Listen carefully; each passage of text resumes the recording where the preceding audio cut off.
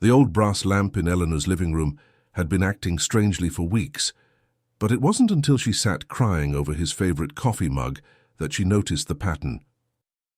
As the first tear rolled down her weathered cheek, the warm amber light above her desk flickered once, twice, then settled into a gentle glow that seemed almost aware. She wiped her eyes with the back of her hand, dismissed it as another quirk of their 70-year-old house, and tried to ignore the way her heartbeat quickened.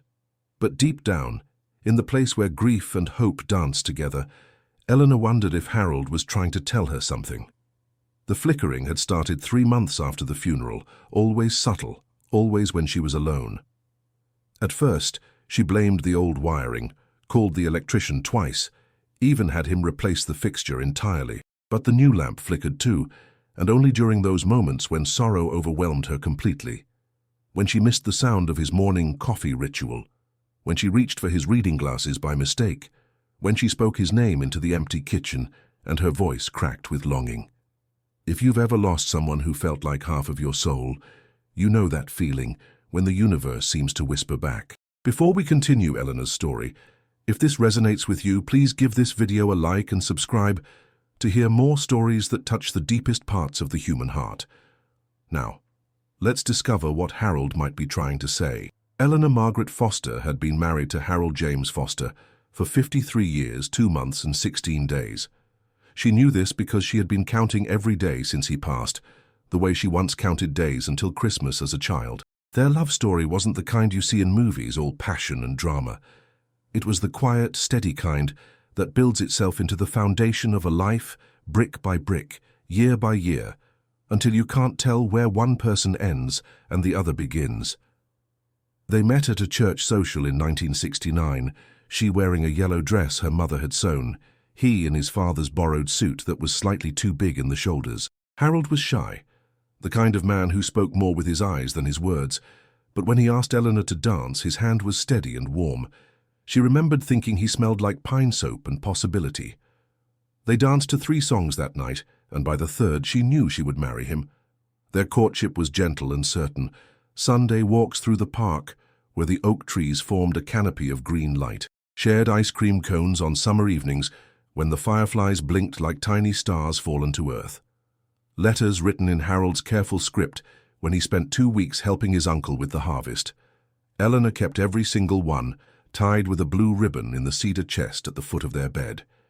He proposed on a Tuesday in October, when the maple trees were burning red and gold. No grand gesture, just the 2 of them sitting on the porch swing he had built with his own hands, watching the sunset paint the sky in watercolors.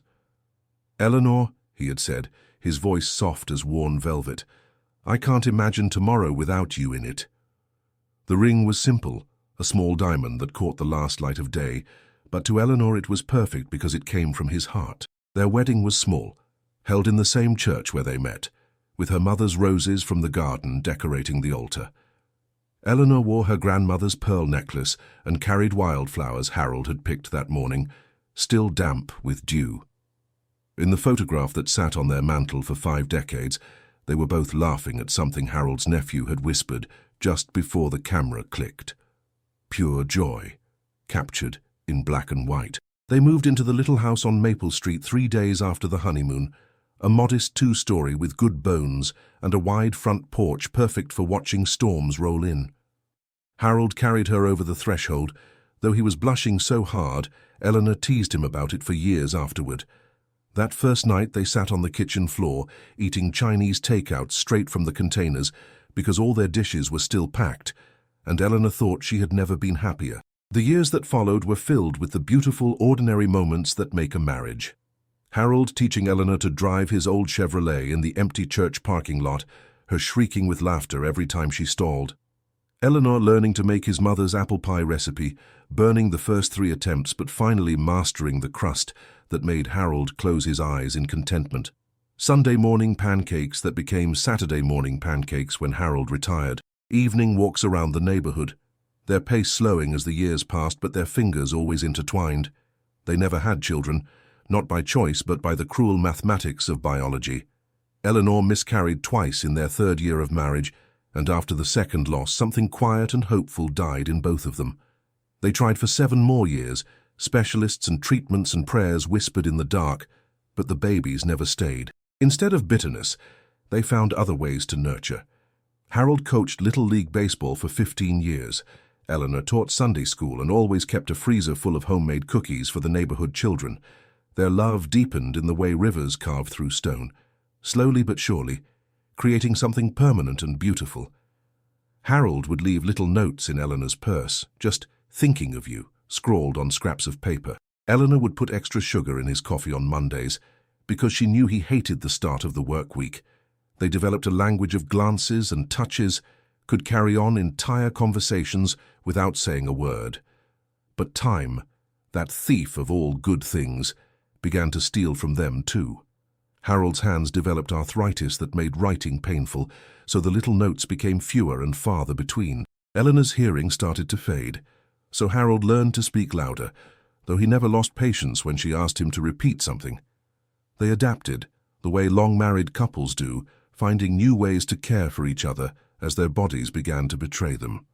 The morning Harold had his heart attack, Eleanor was making his favorite breakfast, oatmeal with cinnamon and just a touch of brown sugar. She heard him call her name from the bedroom, but there was something different in his voice, something that made her drop the wooden spoon and run.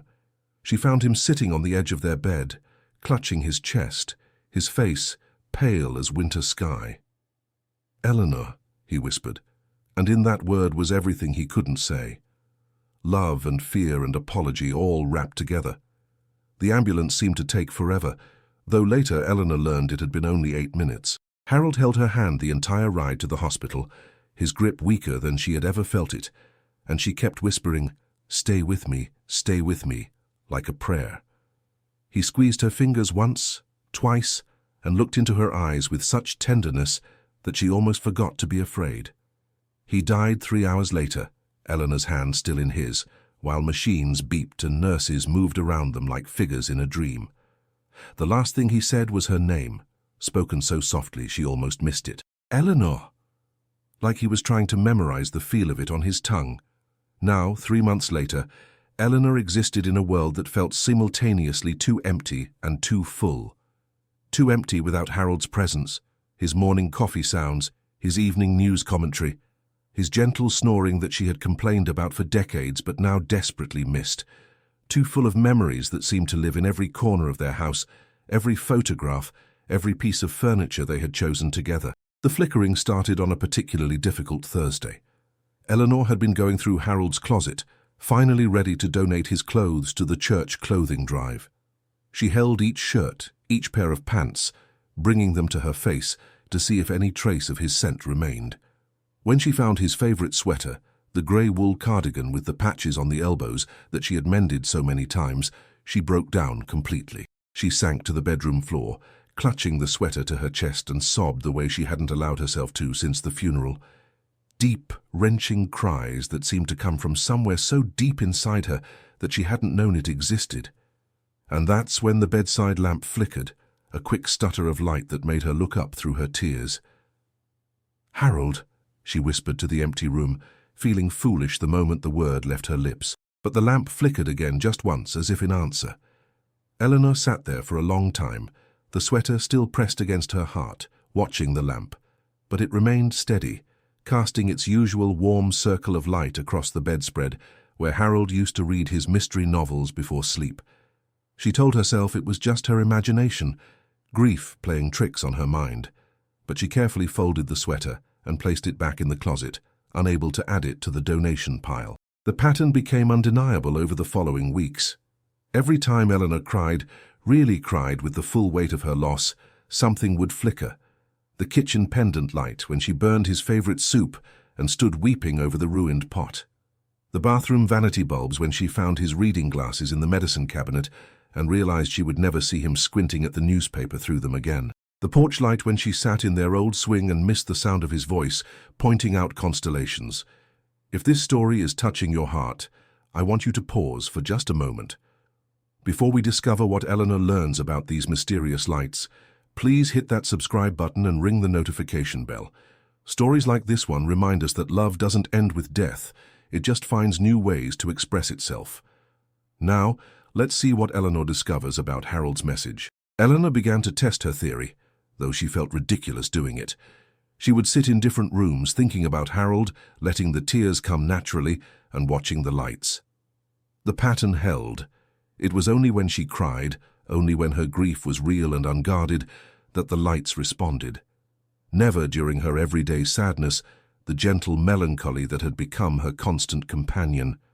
Only during those moments, when her sorrow overwhelmed her completely, she started keeping a journal, noting each occurrence with the methodical precision Harold had always admired in her. Tuesday, 3:47 p.m., kitchen light, thinking about his laugh. Friday evening, porch light, missing our sunset conversations. Sunday morning, bedroom lamp, wishing I could make him coffee one more time. The entries filled pages, and as Eleanor read through them, she began to see something that made her breath catch. The flickering wasn't random. It followed a pattern, a rhythm that felt almost like communication. Short flickers, long flickers, pauses between them, like Harold was trying to tell her something in a language only they could understand. Eleanor had always been good with puzzles. Harold used to joke that she could solve the Sunday crossword faster than he could read the clues. She approached the flickering the same way, looking for connections, for meaning in the seemingly random pattern of lights. And then, on a quiet Wednesday evening, she found it.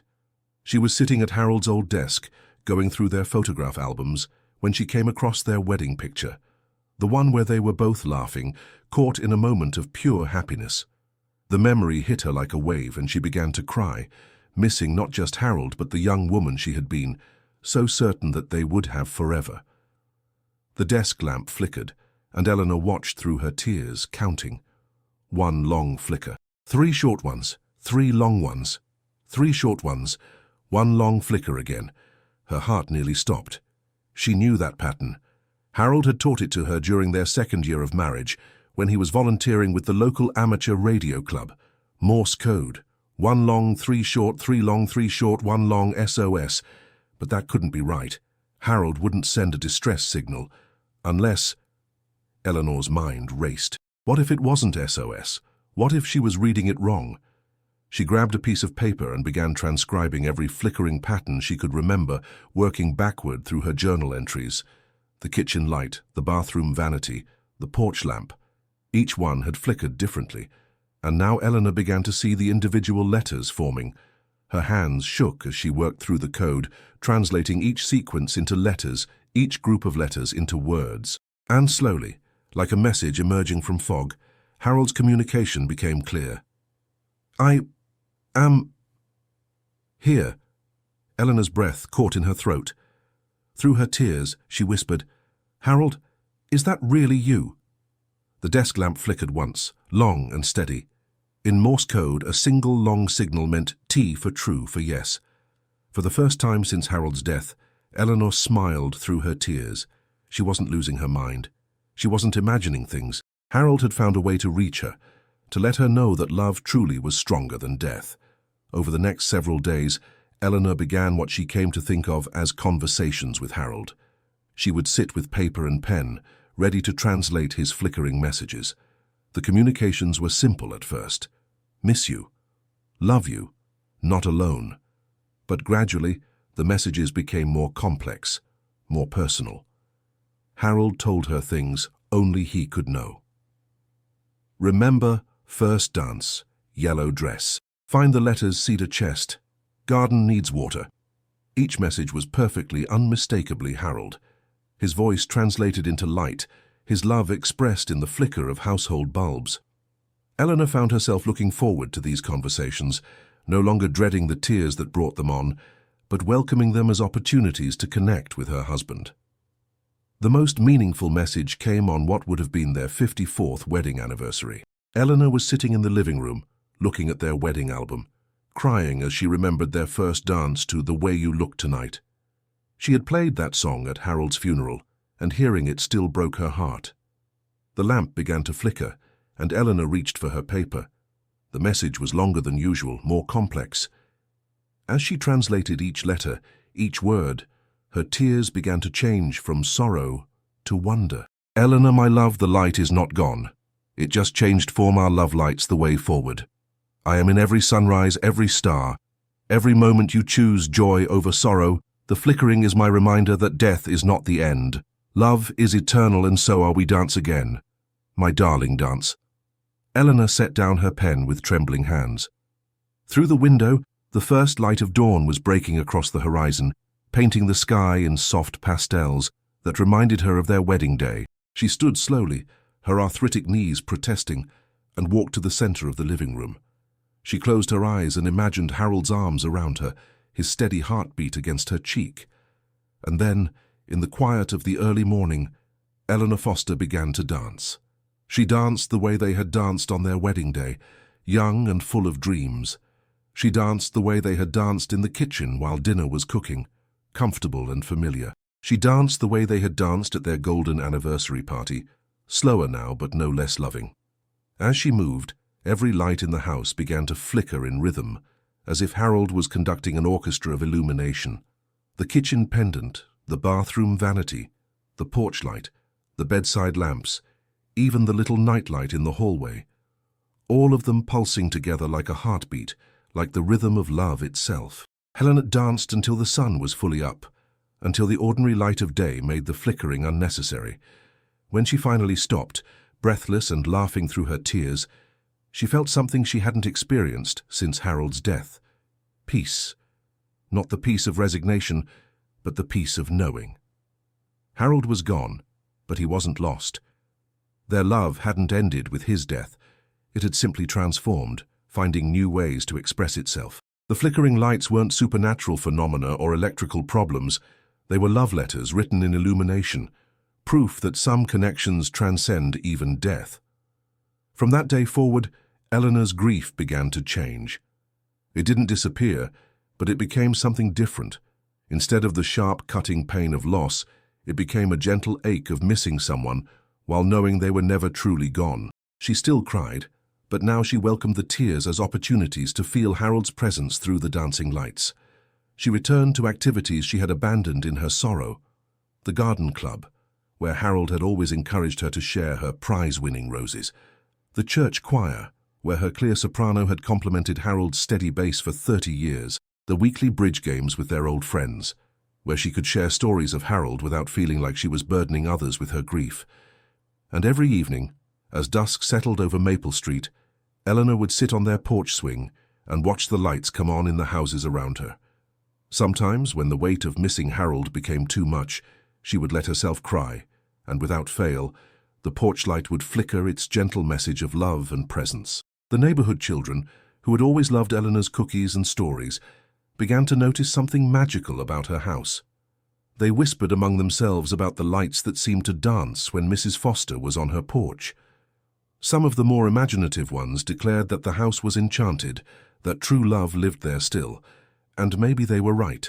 If Eleanor's story has moved you, if it's reminded you that love never truly ends but simply finds new ways to shine, please like this video and share it with someone who needs to hear this message.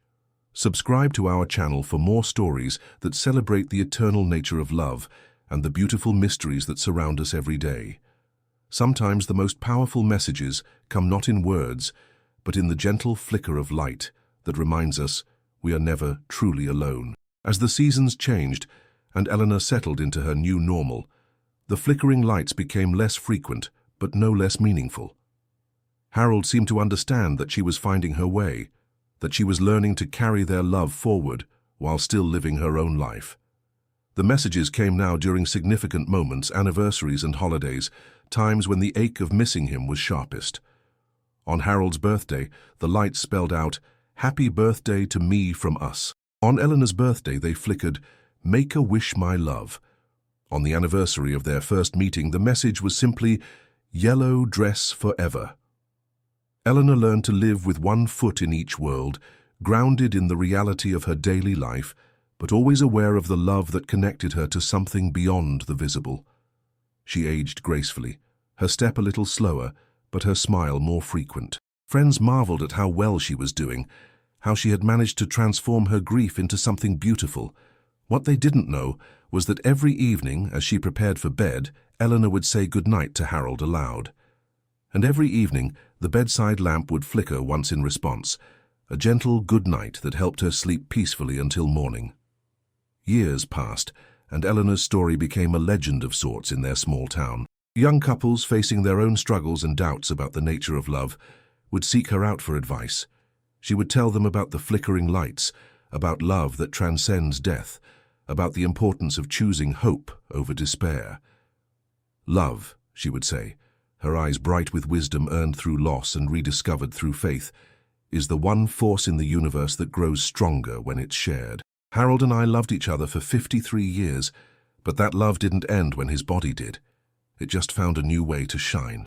And in her modest house on Maple Street, surrounded by photographs and memories and the gentle presence of eternal love, Eleanor Foster continued to dance with her husband every evening as the lights flickered their timeless rhythm, proving that some bonds are indeed stronger than death, and that love, like light itself, can never truly be extinguished, only transformed into something even more beautiful. The last message Harold ever sent came on a peaceful spring morning when Eleanor was 93 years old. She had been tending her garden, the roses Harold had always loved, when she felt suddenly tired. She made her way to their old porch swing and sat down to rest, watching the morning light filter through the maple trees. As she closed her eyes, feeling wonderfully peaceful, the porch light began to flicker one final message. "Ready to dance again? ? Eleanor smiled, her hand reaching out as if to take Harold's. "Yes, my love," she whispered. "I'm ready." The light flickered once more, long and steady, and Eleanor Foster went to sleep in the arms of the man who had loved her for a lifetime and would love her through eternity. The neighbors found her the next morning, looking more peaceful than they had ever seen her. Her face turned toward the sun, her hand extended as if she was reaching for someone only she could see. And though the house was sold and new families moved in, the locals swear that on quiet evenings, when the light is just right, you can sometimes see two figures dancing on the porch, silhouetted against a lamp that flickers with the rhythm of love itself. Because some stories don't end with death. They just find new ways to begin.